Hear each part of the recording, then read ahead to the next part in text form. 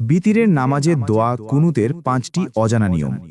বিতির নামাজ পড়ার পদ্ধতি অত্যন্ত সহজ। ৩ রাকাতের প্রতিটিতেই আপনাকে সূরা ফাতিহা পড়তে হবে এবং তার সাথে অন্য একটি সূরা মেলাতে হবে। নামাজের নিয়ম: প্রথম রাকাতে আপনি সানা অর্থাৎ সুবহানাকা, আউযুবিল্লাহ, বিসমিল্লাহ এবং সূরা ফাতিহা পড়ে একটি ছোট সূরা মেলাবেন। এরপর রাকাতটি যথানিয়মে সম্পন্ন করবেন। দ্বিতীয় রাকাতেও সূরা ফাতিহার সাথে সূরা মেলাবেন। তৃতীয় রাকাতে আত্তাহিয়াতুতে বসা ওয়াজিব। পূর্ণ আত্তাহিয়াতু পড়ে আপনি তৃতীয় রাকাতের জন্য দাঁড়াবেন। তৃতীয় রাকাতে দাঁড়িয়ে প্রথমে সূরা ফাতিহা এবং এর সাথে একটি ছোট সূরা বা অন্য যে কোনো একটি সূরা মেলাবেন। সূরা মেলানোর পর রুকুতে যাওয়ার আগে দোয়ায়ে কুনুতের তাকবীর বলা ওয়াজিব।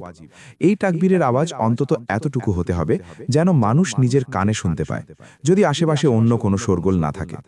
সাধারণত রুকু বা সিজদায় যাওয়ার তাকবীরগুলো সুন্নতে ইন্তেকাল, অর্থাৎ এক রুকন থেকে অন্য রুকনে যাওয়ার সুন্নত। এগুলো নিজের কানে শোনার মতো আওয়াজে বললে সুন্নত আদায় হয়, আর আওয়াজ না হলেও নামাজের কোনো ওয়াজিব তরক হয় না। কিন্তু দোয়ায়ে কুনুতের তাকবীরের ক্ষেত্রে আওয়াজ এতটুকু হওয়া ওয়াজিব যেন নিজের কানে পৌঁছায়। আপনি আল্লাহু আকবার বলবেন এবং হাত ওঠাবেন। হাত ওঠানো সুন্নত, আর তাকবীর নিজের কানে পৌঁছানোর মতো আওয়াজে বলা ওয়াজিব। দোয়ায়ে কুনুত পড়ার নিয়ম: তাকবীরের পর আপনি দোয়ায়ে কুনুত পড়বেন। এক্ষেত্রে আল্লাহুম্মা ইন্না নাস্তাঈনুকা ও পড়তে পারেন, অথবা সিহা সিত্তার হাদিসে বর্ণিত অন্য দোয়াও পড়তে পারেন। উত্তম হল আল্লাহুম্মা ইন্না নাস্তাঈনুকা পড়া, কিংবা দুই দোয়া মিলিয়ে পড়া, এটি সবচেয়ে ভালো সূরাত। এমনকি অন্য কোনো দোয়া পড়লেও দোয়ায়ে কুনুতের ওয়াজিব আদায় হয়ে যাবে। হযরত আব্দুল্লাহ বিন মাসউদ রাদিয়াল্লাহু থেকে বর্ণিত যে তিনি এই দোয়াটিই পড়তেন, তাই এটি পড়াই ভালো। তবে আল্লাহুম্মা হাদিনি ফিমান হাদাইত পড়লেও চলে। দোয়া ভুলে গেলে করণীয়: দোয়ায়ে কুনুতের ওয়াজিব বলতে পুরো দোয়াটি শেষ করা বোঝায় না, বরং দোয়া বা দোয়ার মতো কিছু শব্দ বলা ওয়াজিব। কেউ যদি রাব্বিক ফিরলি ৩ বার বলে, তবে তার দোয়ায়ে কুনুতের ওয়াজিব আদায় হয়ে যাবে। উদাহরণস্বরূপ, যদি কেউ দোয়ায়ে কুনুত পড়তে গিয়ে ২-৩ বাক্য পড়ার পর বাকিটুকু ভুলে যায়, তবে সে রুকুতে চলে যেতে পারবে, কারণ সে প্রয়োজনীয় অংশটুকু পড়ে ফেলেছে। যদি দোয়ায়ে কুনুত মুখস্থ না থাকে, তবে রাব্বানা আতিনা ফিদ দুনিয়া পড়লে, অথবা সেটিও মনে না থাকলে ৩ বার রাব্বিক ফিরলি পড়লে ওয়াজিব আদায় হবে। ভুলে রুকুতে চলে গেলে: কখনো এমন হয় যে আমরা দোয়ায়ে কুনুত না পড়ে ভুলে রুকুতে চলে যাই। যদি রুকুতে চলে যান, তবে দোয়া পড়ার জন্য পুনরায় ফিরে আসা জায়েজ নয়। আপনি নামাজ চালিয়ে যাবেন এবং শেষে সিজদায়ে সাহু করবেন। যেহেতু আপনি দোয়ায়ে কুনুত এবং এর তাকবীর এই দুটি ওয়াজিব ছেড়ে দিয়েছেন, তাই এই ক্ষতিপূরণের জন্য আত্তাহিয়াতুর পর দুটি সিজদা অর্থাৎ সিজদায়ে সাহু দিলেই নামাজ একদম শুদ্ধ হয়ে যাবে। রুকু থেকে ফিরে আসা না জায়েজ, তাই চিন্তার কিছু নেই, সিজদায়ে সাহুতেই নামাজ হয়ে যাবে।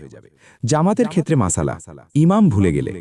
রমজানে বিতির জামাতের সাথে পড়ার সময় ইমাম সাহেব যদি দোয়ায়ে কুনুত ভুলে সরাসরি রুকুতে চলে যান, তখন মুক্তাদিদের কি করা উচিত? মুক্তাদিরা কি দাঁড়িয়ে থেকে লোকমা দিবে, নাকি রুকুতে চলে যাবে? মনে রাখবেন, ইমাম সাহেব রুকুতে চলে গেলে মুক্তাদিদের জন্যেও রুকুতে চলে যাওয়া আবশ্যক। তারা যেন ইমামকে ফিরে আসার জন্য লোকমা দেওয়ার ভুল না করে, কারণ ইমাম রুকুতে চলে গেলে তার ফিরে আসা না জায়েজ। এমত অবস্থায় কোনো মুক্তাদি যদি ইমামকে ফিরে আসার জন্য লোকমা দেয়, তবে ওই মুক্তাদির নামাজ ফাসেদ হয়ে যাবে। আর ইমাম যদি ভুল লোকমা কুবুল করে ফিরে আসেন, তবে ইমাম এবং মুক্তাদি সবার নামাজই নষ্ট হয়ে যাবে। সুতরাং ইমাম ভুলে গেলে আপনিও রুকুতে চলে যাবেন। ইমাম শেষে সিজদায়ে সাহু করলে নামাজ হয়ে যাবে। যদি ইমাম সাহেব সিজদায়ে সাহুও ভুলে যান এবং সালাম ফিরিয়ে নামাজ শেষ করে ফেলেন, তবে ওই বিতের নামাজ পরবর্তীতে পুনরায় পড়ে নিতে হবে, কিন্তু কোনো অবস্থাতেই রুকুতে লোকমা দেওয়া যাবে না। মুক্তাদির দোয়া শেষ না হলে: কখনো এমন হয় যে আপনার দোয়ায়ে কুনুত শেষ হয়নি, কিন্তু ইমাম রুকুতে চলে গেছেন। এমত অবস্থায় দোয়া অসম্পূর্ণ রেখেই আপনি রুকুতে চলে যাবেন, কারণ আপনি যদি ২-৩টি বাক্যও পড়ে থাকেন, তবে ওয়াজিব আদায় হয়ে গেছে। এখন দোয়া পুরোপুরি শেষ করার চেয়ে ইমামের অনুসরণ করা বেশি জরুরি। দোয়া পূর্ণ করা সুন্নত বা মুস্তাহাব, কিন্তু ইমামের অনুসরণ করা ওয়াজিব। সুন্নতের জন্য ওয়াজিব ছেড়ে দেওয়া যাবে না।